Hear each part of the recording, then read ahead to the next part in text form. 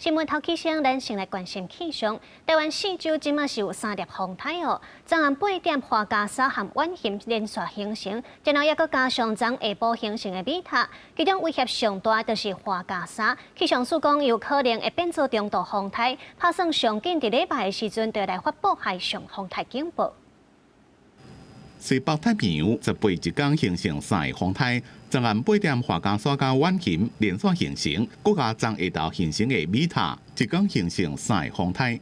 晚上8点的话是有2个台风形成，第一个是在菲律宾东方海面的第18号台风花加沙，那再来是在日本遥远的东方海面的第19号台风晚熊。那晚熊台风基本上都在日本很远的海面上活动，所以对台湾、对日本都没有什么影响。3个风台做伙形成，米塔风台因暗估计自中国广东登陆，未直接影响台湾。不过，即马离台湾抑阁有1000多公里远的花加沙就要注意。气象署讲，伊往台湾的时阵有可能变做中度风台，后礼拜一开始影响就真明显，有可能发陆海警。海警的话，大概周日下半天就有机会。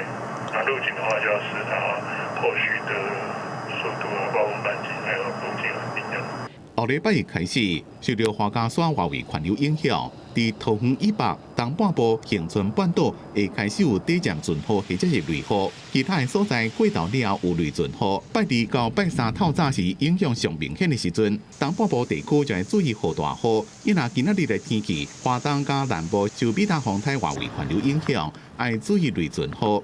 无落雨的所在，温度也是真悬，大台北甲桃园可能会到36度以上。记者综合报道。